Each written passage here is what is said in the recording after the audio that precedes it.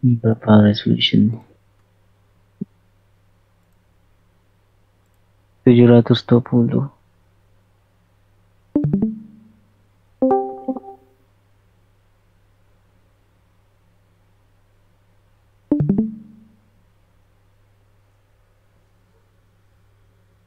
Boleh nampak tak?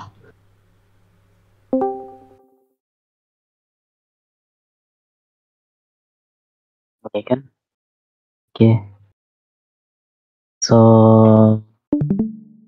Elin, the record Elin.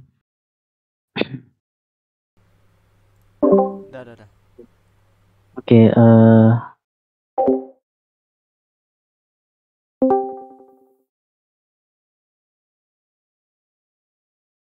Oke, so assalamualaikum warahmatullahi wabarakatuh. Selamat malam semua. Sorry lambat sedikit. Oke, so hari ini kita akan bincang pasal CSP bypassing using latest technique. Cara nak bypass CSP lah. Subtopik ni actually dia berkenaan dengan web hacking and bug hunting lah. Demo tu web hacking and bug hunting. Untuk disclaimer, hari ini kita tak buat any live lah. Any live attack ke, kita tak buat, just supaya conceptual knowledge korang faham je. Untuk kefahaman lah, untuk tambah ilmu. Sebab target audience saya malam ni memang untuk beginner, untuk orang-orang beginner. Tapi kalau ada yang sifu-sifu juga dalam ni, minta maaf lah ya. Kalau bosan, korang dengar aja lah. Maybe korang dah tahu. So just benda basic je hari ni. Okay. So saya start lah. So apa yang korang belajar hari ni? Apa yang korang boleh pelajari hari ni? Saya explain dalam bahasa Melayu, tapi korang boleh baca slide itu dalam bahasa English. Saya explain Melayu sebab korang lagi senang faham lah. Okay, so first benda pertama yang korang akan belajar, which is Content Security Policy, which is sesuai dengan topik kita lah, CSP bypassing. Jadi Content Security Policy, korang mesti tanya-tanya apa nih Content Security Policy? What is it for? How does it work? How to bypass it? So kita kena tahu lah apa tu CSP. Okay? Jadi yang ini adalah satu topik yang korang belajar. Please korang akan tahu. So siapa-siapa yang tak faham ataupun siapa-siapa yang tak pernah dengar CSP, hari ini korang dah timba ilmu baru. Congratulations.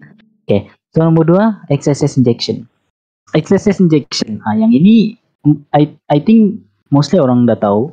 Tapi kalau ada yang tak tahu, jadi korang dah timba ilmu baru lah. And how does it exist? What's the effect? How to perform one? Means kita nak tahu apa tu XSS injection. Macam mana dia boleh berlaku? Macam mana XSS injection ni kena perform? How can we perform it? Mesti korang nak try nanti kan? Okay. And nombor 3, dangling markup injection. Yang ini maybe certain orang je yang tahu, or maybe some tak pernah dengar langsung, sebab dia tak berapa popular. Tapi actually dangling markup injection ni very useful lah, especially kalau XSS injection kau tak working. So kita akan tahu usage of this technique and apa tujuan attack dangling markup injection ni. And nombor 4, cross domain attack. Cross domain attack apa CSRF? CSRF ni actually cross site request forgery, and kita akan tengok benda tu juga. What is it about? And kita akan tengok how does cross domain iframe happens. Okay, so kenapa saya pilih XSS injection? Kenapa saya pilih dangling markup injection?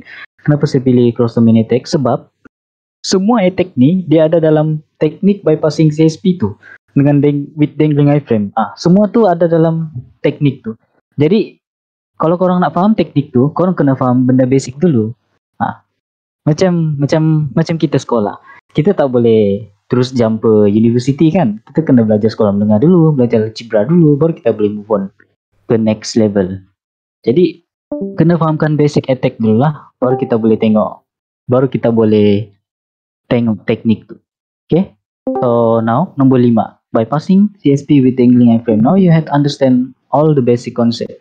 So sekarang kau dah faham semua basic konsep ni. Anggaplah lepas ni kau dah faham semua basic konsep ni, at least conceptual knowledge kau dah tahu. So sekarang kau boleh belajar untuk full technique on bypassing the CSP with dangling iframes. Okay. And finally, nombor 6 kita ada proof of concept, which is POC, and yang ini tapi POC ni saya tak akan perform lah. saya tekan buat live. Korang kena try sendirilah nanti. Sebab buat live kena ambil makan masa, especially besok kan hari bekerja. So maybe kita akan buat next time lah, and more specific lah untuk packing. Hari ini just conceptual knowledge ya. Okay, so mari kita mulakan dengan CSP. Okay, seperti yang kita tahu sini ya, nomor 1. Okay, Content Security Policy. Apa nih Content Security Policy? Content Security Policy actually satu layer security yang tolong detect browser ataupun tolong eliminate certain type of attack. Okay, means dia tolong lindungi, dia tolong protect kita punya browser, CSP. Antara attack yang dia tolong protect adalah cross-site scripting, XSS lah, and data injection attack. Data injection attack ni dah banyak lah. Antaranya adalah SQLite attack, SQLite injection, sorry. Jadi CSP ni penting supaya dia boleh prevent semua benda tu. Sebab kita tak boleh harapkan filter semata-mata. Contohnya XSS. Nantilah saya akan explain juga. Jadi this attack is for everything from data thief to site defacement to malware distribution. So bagi korang yang tak tahu apa tu data thief, site defacement, malware distribution, data thief ni dia macam kalau dia hacker, dia curi korang punya data. Contoh korang sign up kat Facebook, lepas tu CSP ni tak wujud, and then katakan hacker tu dapat buat data thief, dia dapat korang punya information private, which is not good kan. And site defacement ni dia satu penukaran website yang telah diubah lah. Contoh Facebook tu dia warna biru, tapi dia kena ubah pergi muka orang, ataupun hack by anonymous contoh. Jadi benda tu boleh bagi impact yang besar kepada website. And finally malware distribution, which is banyak payload ataupun file virus yang kena upload dekat website tu. So user lain boleh download benda tu. And benda tu adalah efek yang besar juga lah. Okay, so mari kita tengoklah contoh type of attack yang CSP block. Inilah yang saya cakap tadi. Contoh type of attack yang CSP block, XSS injection. XSS injection, dari sini kita boleh tengok gambar, tapi saya akan explain juga nanti. And data injection. Inilah. Ini antara attack yang mainly CSP block lah. Okay, sekarang kita akan tengok XSS injection. Kita akan specifically tengok. So, XSS injection stand for cross-site scripting injection. Okay, XSS. So, macam mana XSS ni berlaku? XSS injection ni sebenarnya adalah satu JavaScript code yang diinjek ke dalam website, and website akan run JavaScript code tersebut. Jadi, tapi macam mana dong injek? How? Pakai jarum? No. Dia orang injek macam ni. Hacker will input JavaScript code instead of normal letter in form using JavaScript code below. Yang inilah contohnya. Okay, kita tengok gambar. Contohnya di sini kamu ada jumpa satu website, which website tu suruh isi name and suruh isi message. Okay, name kamu letak je lah name. Finally message kamu letak some JavaScript code, which is script alert XSS script. Jadi bila korang sign, website tu akan treat benda ni bukan sebagai string, tapi sebagai JavaScript code, and dia akan execute benda tu. Jadi inilah dia akan muncul macam ni XSS. Tapi orang akan tanya-tanya, kenapa benda macam ni je pun, bukannya berbahaya pun? Okay, actually JavaScript code ni luas, dia boleh jadi macam-macam. Contoh kalau korang nanti saya akan bagi link lah tentang how to exploit ataupun privilege escalation on XSS injection. Dia banyak benda boleh buat hanya dengan JavaScript code. Okay, jadi jangan pandang remeh lah benda ni. Okay, so tu contoh dia lah. Ini contoh yang paling basic. Inilah, korang boleh tengok betul-betul lah. Create JavaScript code, script. Itulah. Okay. So next, kita akan tengok efek dia. XSS and data injection punya efek. Dua-dua ni lah. Kalau berlaku dekat website, apa efek dia? So first, data thief. Ini data injection. Inilah efek dia. Kita tengok kat sini, dia leak email. Lepas tu yang ini full name, LinkedIn, Facebook, work email, mobile phone pun boleh kena leak, location name, location geo, summary, full name. Semua ni data-data sensitif. Data-data customer yang patut website protect. Tapi disebabkan hacker and disebabkan website tu vulnerable to data thief, hacker boleh buat benda tu. Korang suka tak kalau orang leak korang punya data? Tak suka kan? Jadi benda ni sensitif and really critical one lah. Sebab itu bypass, sebab itu CSP itu wujud. Okay, so finally kita akan tengok malware distribution. So malware distribution ni contoh dia lah. Korang pernah kan jumpa kalau korang visit website dan korang jumpa ni. Congratulations, you have changed. Anda telah memenangi iPhone percuma. Adalah kalau korang jumpa macam tu. Macam ni lagi kalau korang jumpa alert yang this site is deceptive. Maksud dia website ni ada malware lah. Or something yang dangerous. Yang boleh affect korang punya komputer or personal data. Jadi ini adalah contoh dia lah. Kalau korang tak prevent accesses, kalau korang tak prevent website korang daripada accesses and SQLite attack. Okay. So macam mana CSP ni working? Mesti korang tanya, macam mana dia working benda ni? Okay. Benda ni dia working, it works by restricting the resource such as script and image. Dia restrict certain resource. Contohnya macam script and image. Contohnya dia kat website tu dia hanya enable beberapa script je ataupun beberapa image je yang boleh dibenarkan daripada beberapa domain. Maybe korang tak faham sekarang, but don't worry, get with me, you'll understand it soon. So to enable CSP, a response need to include an HTTP response header called content security policy. Maksud dia, macam mana korang nak enable CSP? Waktu korang create korang punya website, kat bahagian HTTP response header ni, korang kena add ni layer which is content security policy. Inilah korang kena add benda ni. Jadi polisi, dalam polisi ni means dalam bahagian head response ni dia consist one or more directive. Yang directive ni mari kita tengok apa tu directive. Ini directive dalam CSP. Maksud dia bila korang dah add layer ni, bila korang dah add header ni, dia ada banyak macam-macam directive dalam tu, which korang boleh setting sendirilah. So ini ilmu baru untuk korang lah bagi yang tak tahu. So macam mana kita nak setting? By the directive lah. Directive ni, inilah contoh directive. Default SRC, mari kita tengok default SRC. Dia punya ni default lah. For loading content such as JavaScript, image, CSS. Ini value ni kita akan tengok. Ini kita script, ada style, ada font, ada frame. And value ni, okay, mari kita tengok macam mana nak guna value dia. How directive work in CSP? The following directive will only allow script to be load the same origin as the page itself. Yang inilah tadi yang saya cakap directive. Yang ini script SRC ni adalah directive. Dan jangan confuse. Ni default SRC ni. Script SRC ini adalah directive. Directive ni muncul setelah header ni. Okay. Jadi bila ada directive ni, korang boleh set value dia. Value tu korang setting sendirilah. Contoh self ni, dia hanya benarkan script tu load from the same origin. Maksud dia dari tempat yang sama aja, dari website tu. Yang ini pula, the following directive will only allow script to be load from a specific domain. Maksud dia kalau korang setting macam ni, script, SRC, lepas tu domain, means URL, hanya dari URL ni je dia boleh allow script. Jadi macam tu lah CSP working. Jadi kalau dia buat macam ni, orang luar tak boleh suka hati nak execute script. Jadi itulah function dia. Jadi benda ni penting lah. Korang kena tahulah CSP ni. Okay. So macam mana nak bypass CSP ni? Jadi since CSP ni dia dah protect kita daripada buat access injection. Orang Hello? kerja kita ada apa? Kerja apa? Practical. Practical?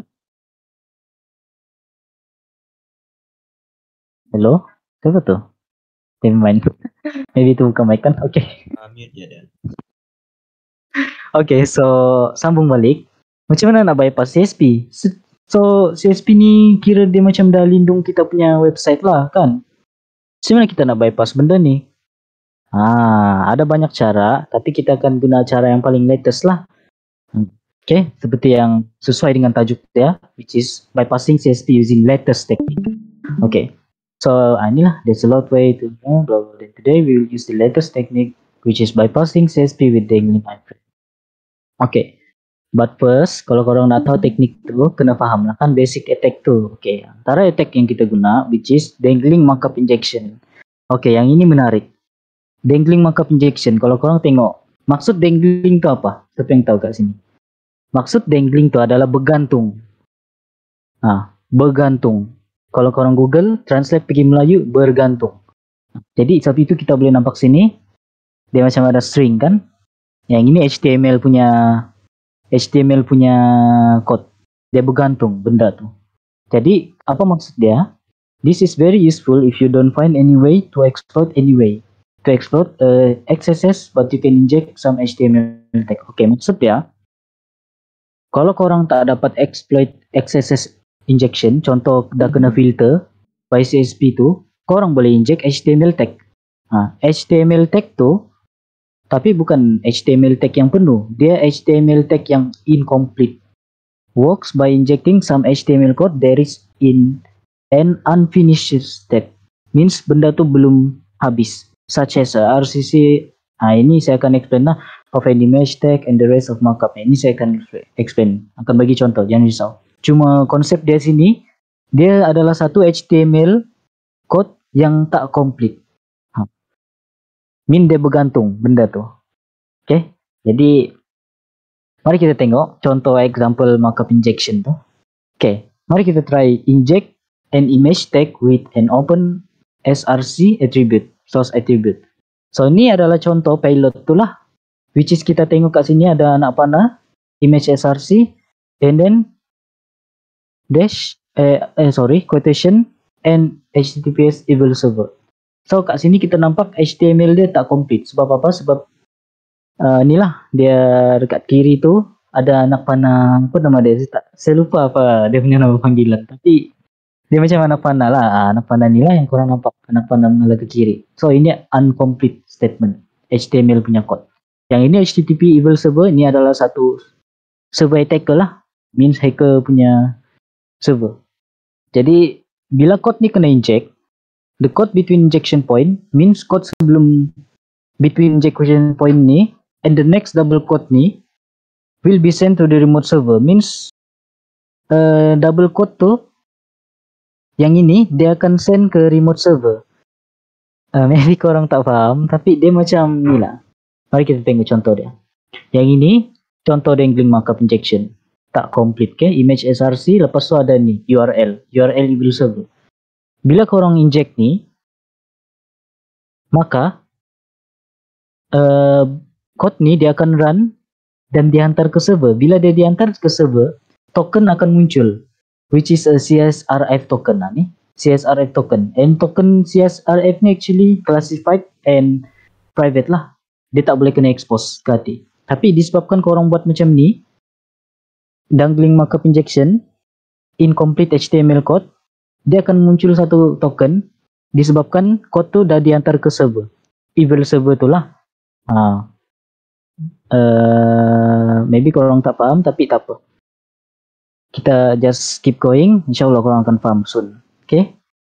So sekarang kita dah dapat CSRF token sebab kita inject dangling markup injection ni. Kita perform dangling markup injection. Jadi kita dah dapat CSRF token. Tapi apa guna CSRF token tu? What's the use? Kita mau bypass CSP sini. Bukan mau CSRF token. So for what? Okay, don't worry. Kita tengok dulu. CSRF token. Okay, CSRF token ni adalah token untuk server recognize who you are. Katakanlah kau di Malaysia, kita nak panggil, contoh ada satu orang nama dia Muhammad Aiman Rosli. Muhammad Aiman Rosli bin Razali. Contohnya. Of course dalam Malaysia ada beratus orang yang nama macam tu. Jadi server dia tak boleh recognize orang daripada username email ni password je. Dia tak boleh recognize macam tu. Dia kena bagi satu token supaya dia boleh recognize korang, which is CSRF token. Which is CSRF token. Inilah value dia. Ini contoh dia. Jadi token ni adalah untuk server recognize who you are, supaya dia kenal siapa korang, siapa visitor sekarang, siapa user yang ini, siapa user yang ini. Jadi dia boleh kenal korang. So CSRF token is very sensitive and classified. Ini macam saya cakap tadi lah. Benda ni sensitif. Jadi kalau korang perform dangling markup injection ni, korang suntik code ni dalam, code ni akan masuk ke dalam server, and server tu akan bagi korang token lah. Ini salah satu contoh dia. So token tu, inilah token dia. Okay.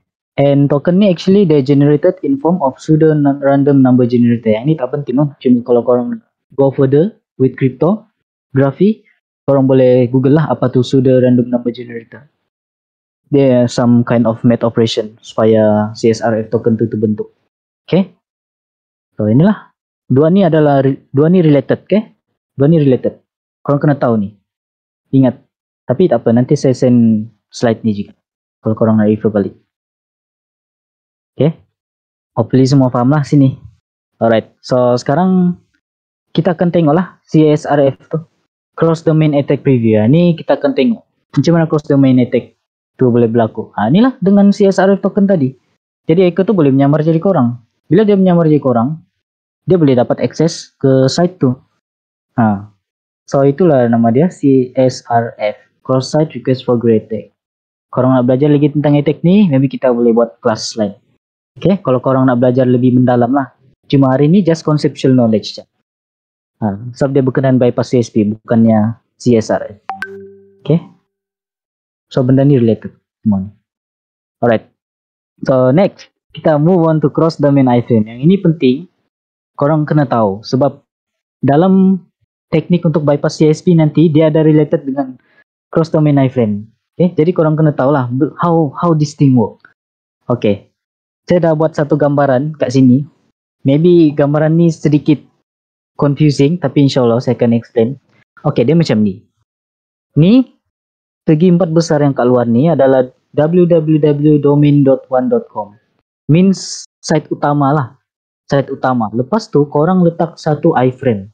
Which is iframe1 www.subdomain.com.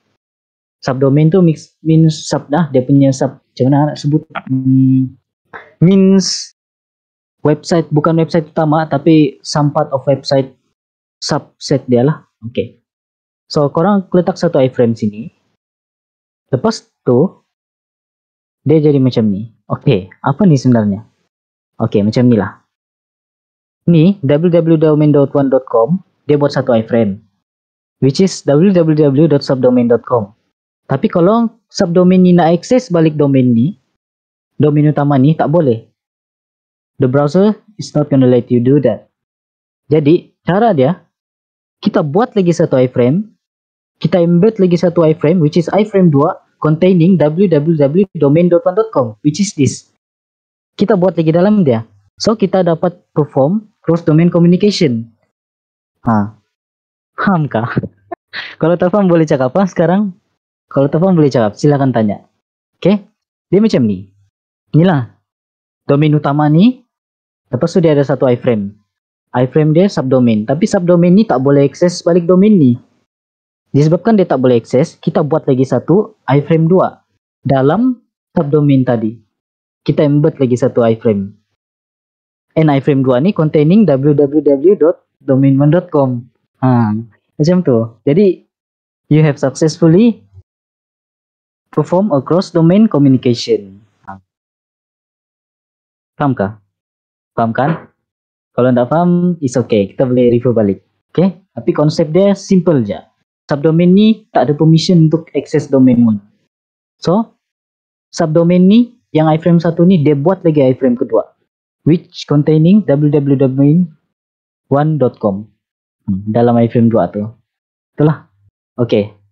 So, now, korang dah faham semua basic conceptual knowledge dia tentang attack ni. Kita boleh move on to the technique lah.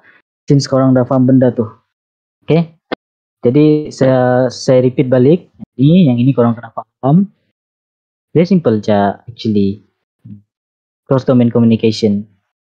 Yang ini, CSRF ni. Ni dangling markup pun korang kena faham. Which is something bergantung. HTML tag yang incomplete. Okay.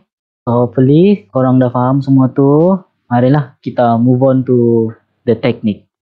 Okay. Okay.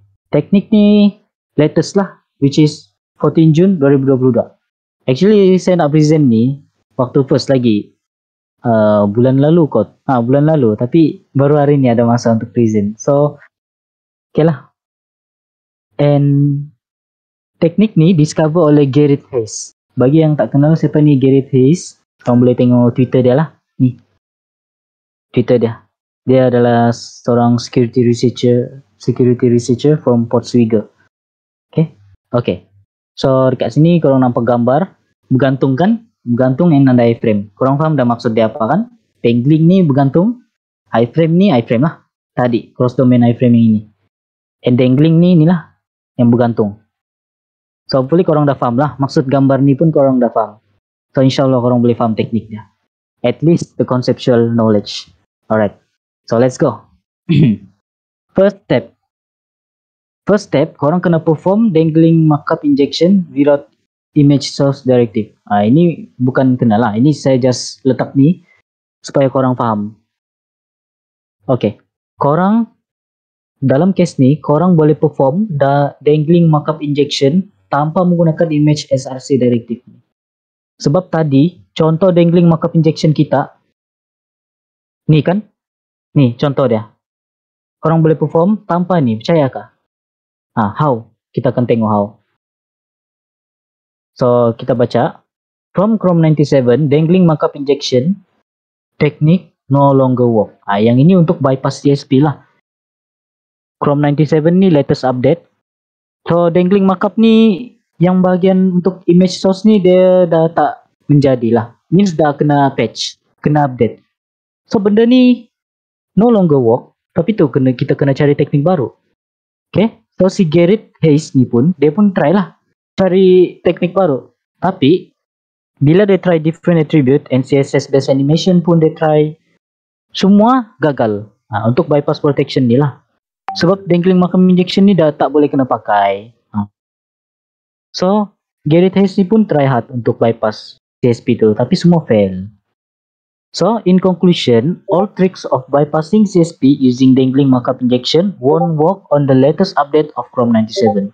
So, benda tu, pasal dangling markup injection ni, yang ini, benda ni maybe working lah kalau Chrome yang lama. Tapi kalau yang latest punya, korang tak payah try lah. Memang tak working dah. Okay? So, inilah. So let's see other alternative that we can use to bypass an extremely secure latest CSP. Mari kita tengok Gareth Hayes punya teknik untuk dia bypass CSP tu latest. Okay, inilah yang tadi dangling markup injection yang saya cakap tu. Image source, injected tag, input hidden. Ini kita nampak CSRF token tu value dia. Itulah. All of this sent to evil.com. Semua ni CSRF punya token ni kena send di evil.com lah.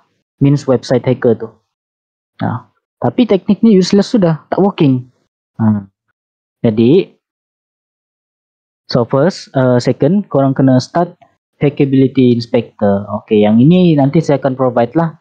Di Portswigger Lab ada kalau korang nak try. Okay. First, start the Hackability Inspector, which is a security-focused enumerator code by Gareth Hayes. So, Hackability Inspector ni sebenarnya dia satu inspector and enumerator lah. Dia macam untuk analyze code tu. Untuk monitor code yang ada di website tu lah. Actually, code ni, tool ni dibuat oleh Gareth Hayes sendiri lah.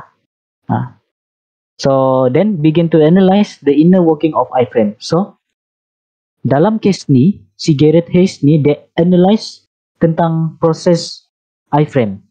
Tentang code iframe lah. So, the inspector is important to test multiple domains for cross-domain leak. Okay lah, inspector ni penting lah kalau korang nak try cross-domain leak. Nanti saya akan provide link, okay? Don't worry. Jadi, inspector ni lah yang bantu Gareth Hayes lah untuk monitor code tu.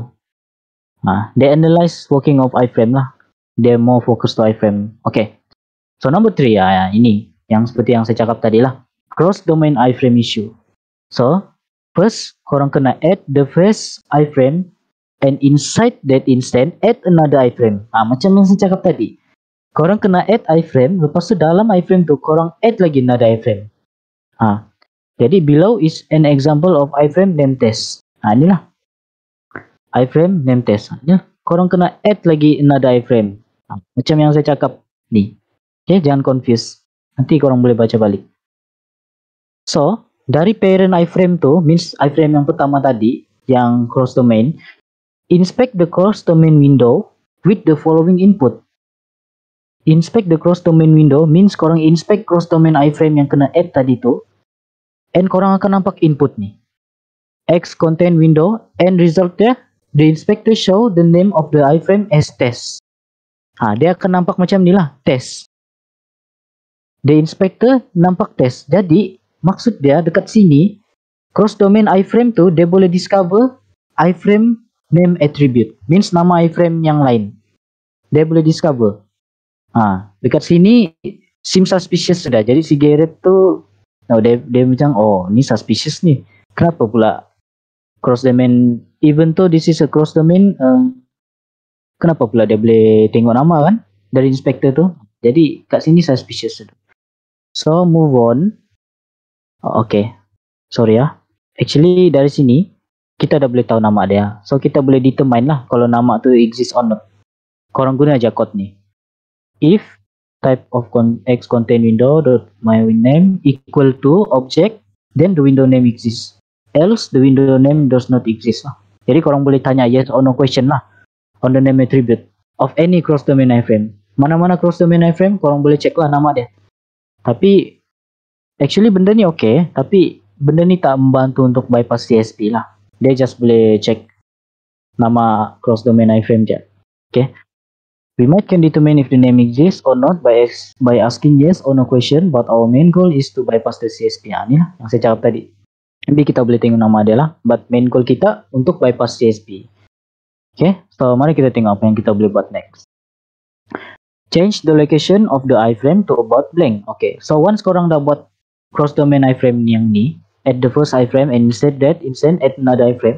Once korang dah buat benda tu, korang kena inspect guna tool hackability inspector yang ini. Korang kena inspect cross domain iframe tu, find and change the value as follow. Korang tukar location of the iframe to about blank. Yang ini kan tadi X content window bahagian ni, korang tukar location dia pergi about blank. Jadi once korang dah tukar blank, tiba-tiba even though this was cross domain, somehow Chrome allow it. Jadi benda ni cross domain and Chrome tak tahu kenapa Chrome dia allow, dia benarkan benda tu. Okay, nanti saya akan explain kenapa dia, apa efek dia kalau kita change location to about blank. Nanti kita akan explain. Okay. Selepas tukar macam ni, after changing it, the full window was be able to enumerated. Enumerated ni macam kena ubah lah. Kena ubah and kena control. The full window. Jadi si Garrett ni dia just try and error, finally dia dapat benda ni. Jadi from this we can execute JavaScript XSS injection and we have successfully bypassed this CSP. Sorry, yang ni sebelum explain. Moreover, the window.name ni function could be read and write. Means read and write. Permission dia read and write. Okay, bukan sakat read. Korang boleh write. Means kalau korang boleh write, korang boleh inject apa-apa aja dalam tu. So kita boleh execute JavaScript injection and we have successfully bypassed the CSP. Kenapa kita sudah bypass CSP itu? Sebab kita sudah dapat perform XSS injection. Sebab tugas CSP untuk prevent XSS injection. Tapi kalau kita dapat execute XSS injection melalui teknik ni, kita sudah bypass CSP. Itu dah dikira bypass. Jadi kalau if I go too fast, if I went too fast, korang boleh tengok balik. Ni, first of all, they start inspector. Lepas tu finally dia buat cross domain iframe. Cross domain iframe yang ni lah, cakap ni. Yang ni instant add another iframe. Ini lah. Kat sini, lepas tu korang kena tukar je. Korang kena tukar value iframe cross domain tu pergi about blank. Itu je. Simple. Korang just tukar tu je. And then, boom. Korang dapat bypass the CSP. Just like that. Maybe korang tengok benda ni simple. Tapi actually benda macam ni lah yang security researcher ambil masa lama untuk fikir. Sebab dia bukan direct dapat ilham dari Tuhan. Kau pergi tukar cross domain iframe, pergi about blank. Tak, dia bukan dapat ilham macam tu. Dia first, dia try macam ni dulu. Atau dia tengok dulu, ni nama dia boleh kena tukar. Pas tu dangling markup ni dah tak menjadi, so apa teknik lain, dia kena research lah satu-satu. Finally, inilah bahagian yang paling penting untuk bypass CSP. Okay? So, kenapa benda ni boleh jadi? This is because when you assign it to the about blank, the ownership of the iframe change to the domain that we will set. Okay? Maksud dia, kalau kita tukar cross domain iframe ni pergi about blank, ownership of the frame will change to the domain that we will set. Means ownership of the iframe ni, iframe cross domain tu, dia akan berubah kepada domain yang kita set. Saya akan tunjuk example ataupun saya akan explain lebih lanjut nanti, jangan risau. Okay, kita akan tengok conclusion dia. Okay, CSP treats about blank URL as the same origin. So, content security policy tu, they treat about blank ni sebagai URL yang sama. Sebab dia iframe kan. Tapi, kalau kita set cross domain, mean kita di ni, cross domain, means kita di tempat yang lain. Bila kita set benda tu, and bila kita tukar location tu, pergi about blank, it becomes readable by us even though we are not in the same origin. Maksudnya walaupun kita bukan dari same URL, dari tempat yang sama, kita tetap boleh baca benda tu. Kita boleh monitor benda tu. Sebabkan cross domain ni lah, disebabkan cross domain iframe ni. Jadi pandailah si Gareth Hayes ni penemuan yang impresif lah dia dapat buat kat situ. Logic. Aku rasa kita semua faham kan benda ni? Of course. Maybe kita belum clear, tapi insyaAllah kita faham sikit kan? Itulah. Benda tu. So in this case, we just perform a bug hunting where this bug firstly discovered by Gareth Hayes. Dalam case ni kita dah pun perform bug hunting. Which bug ni pertama sekali kena discover oleh Gareth Hayes lah. Okay. Saya masih live kah? Oh, masih. Okay. Alright. So, inilah. Ini dari sini. Hopefully korang paham lah. Okay. Dari basic ke teknik dia. Ini CSRF, cross domain. Dari gambar ni, hopefully korang paham lah. Okay. Dalam case ni, we just perform a bug hunting lah. Maksudnya, kita dah pun buat bug hunting lah. Kalau korang jadi si Gareth lah, Hayes ni. Gareth Hayes then report the bug to Google and for sure Google will update the Chrome 97 and fix this. Maksudnya, of course, company Google akan update Chrome 97 tu. And bila dorang dah update, akan ada lagi white hat hacker yang lain jumpa bug lain untuk bypass CSP. Benda ni akan go dari ke zaman ke zaman. Okay? No system is safe. Sentiasa ada cara lain. Cuma perlu ambil masalah. And ni one of the cara lah. Salah satu cara untuk bypass. Inilah cross domain issue. Nanti saya akan send balik slide-nya. Korang boleh follow. Okay? So, this is why application always get update. Inilah. Sebab itulah apps tu kena update. Jadi korang jangan marah. Okay? Kalau macam game PUBG kena update. Kenapa balik-balik update? Kenapa balik-balik update? Ada tujuan dorang update, ada tujuan developer update. Antaranya untuk fix bug. Because white hat hackers will always hack to find bug. Inilah. Dorang sentiasa berlumba-lumba. Mau tengok, korang nak dengar kah fakta? Fakta dia sebenarnya, white hat hacker sebenarnya lagi banyak dari black hat. Aku tak tahulah kalau fakta ni betul. Tapi aku baca dekat web. Sebab apa? Sebab orang bayar banyak untuk bug bounty.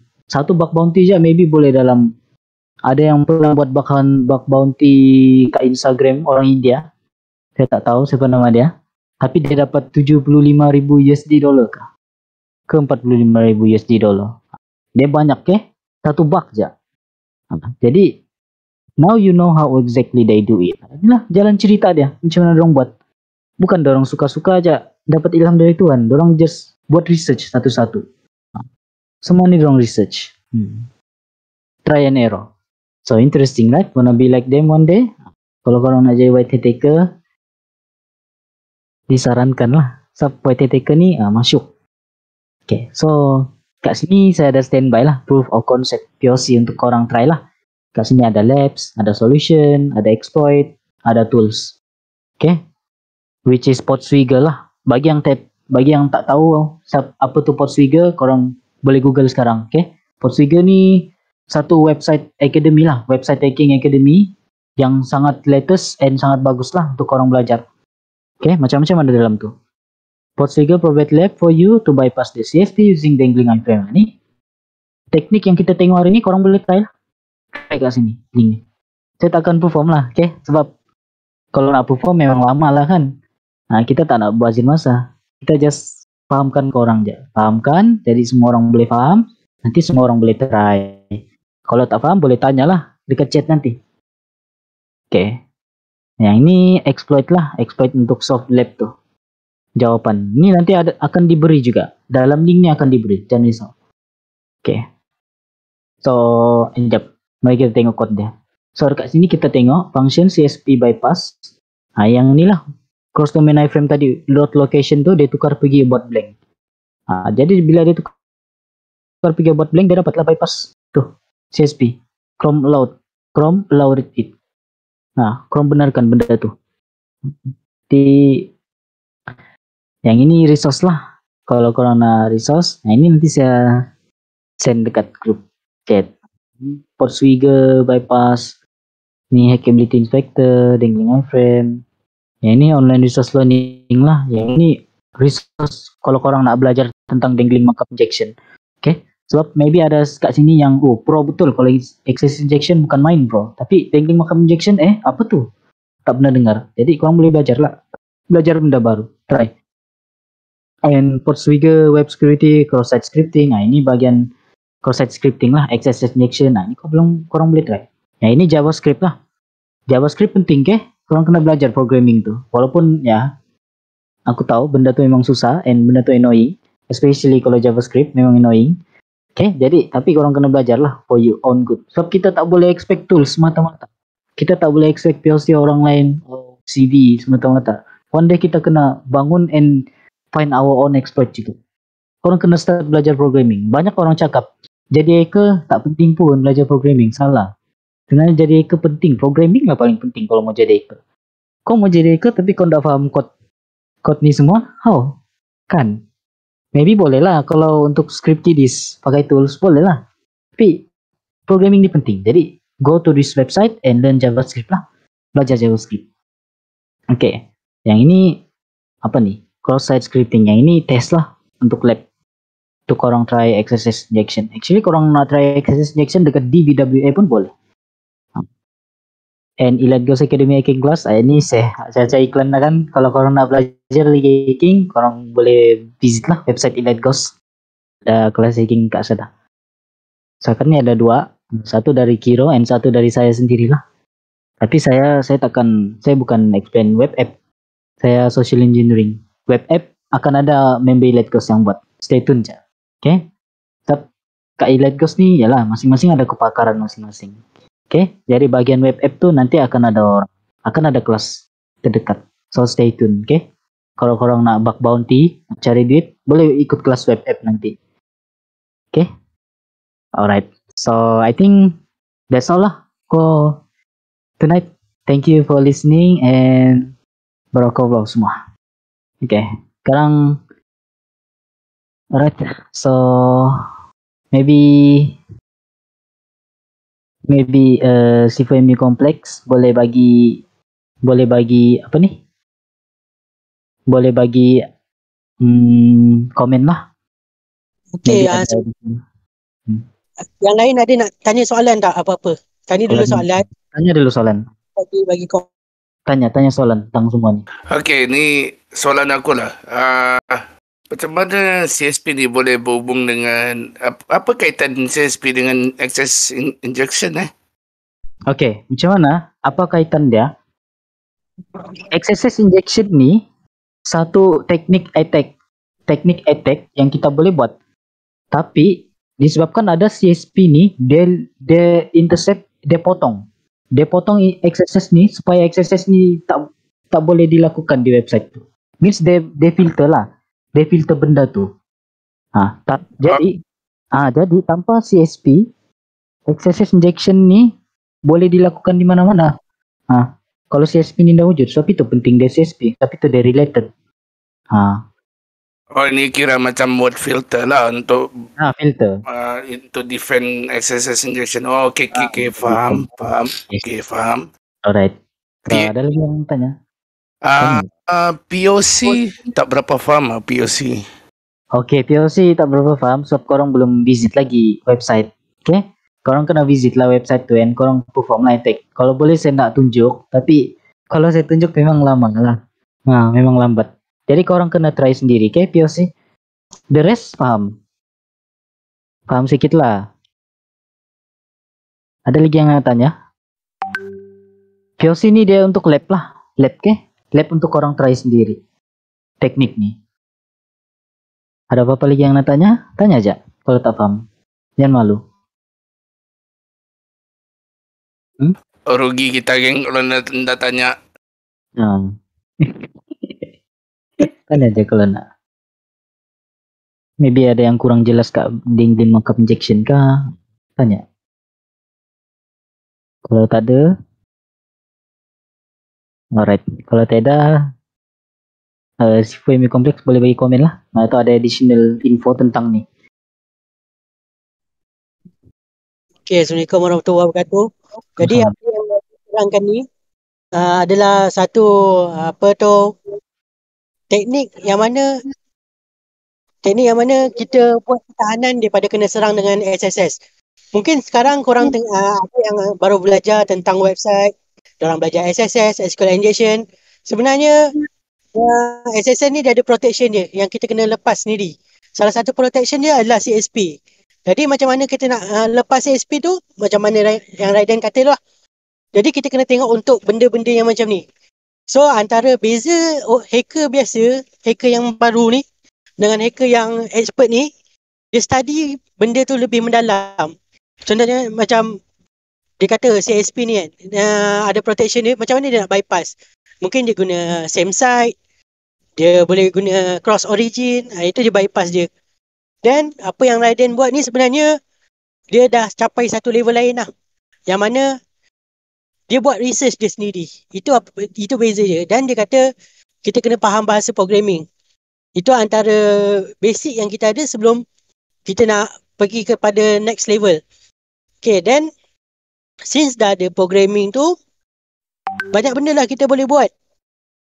Okay, apa lagi? Kalau korang nak belajar lebih lanjut lah tentang macam mana daripada kosong kita nak cari zero day.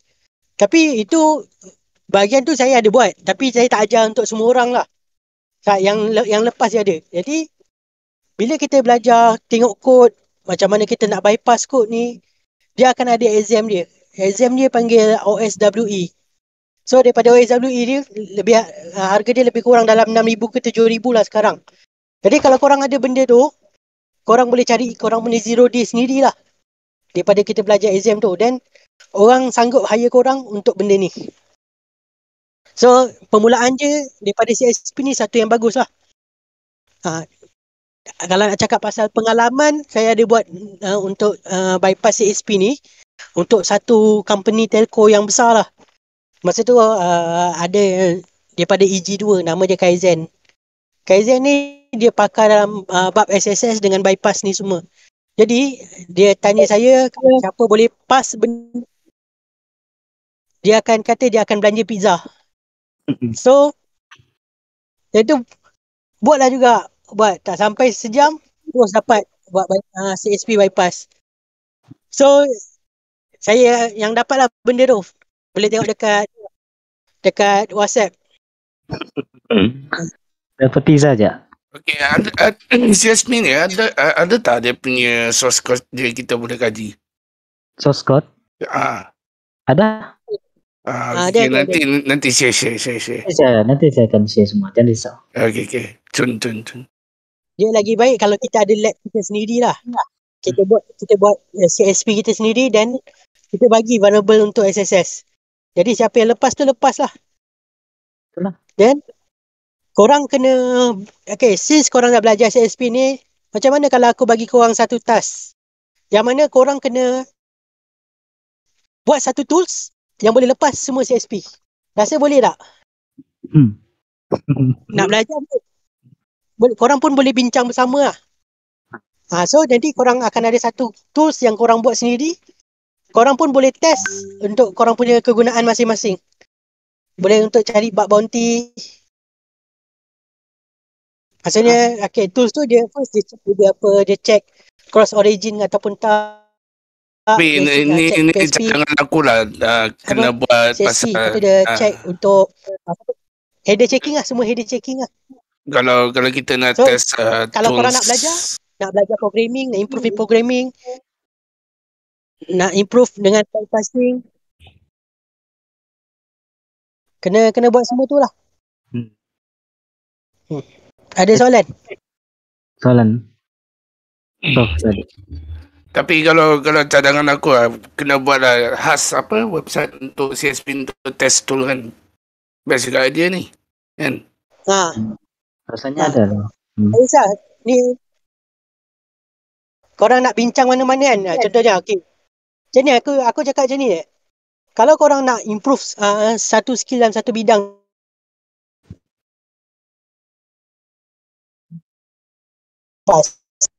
bila orang ambil satu projek CSP bypass, kau buat ni bypass CSP yang lain lah. So idea tu korang akan bincang sama-sama. Siapa yang dapat 1,000 lah. Dan korang try lah, tengok scan di satu website, scan dapatlah satu bug bounty pun cukup lah. Cukup.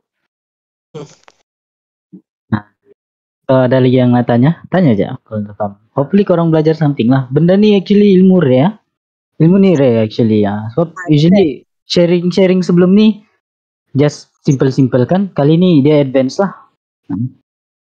Hopefully korang boleh belajar something. Okay, jangan risau. Saya akan send slide ni. Free je. Kalau yang sebelum ni SQL injection, Google Doc, atau apa lagi malware, itu benda tu berkata biasa lah. Tapi yang nak pergi ke dalam ni tak ada orang buat. Jadi macam untuk bypass browser tak ada orang buat. Tak ramai orang nak buat. Jadi untuk orang free benda ni saya akan send slide. Tak faham boleh tanya aja ini dekat grup chat. Right? Anyone lagi nak tanya? Banyak juga malam ni. Tak ada yang live waktu saya present. Saya ingat internet connection saya dah sangkut. Tak dengar orang live langsung. Putus-putus.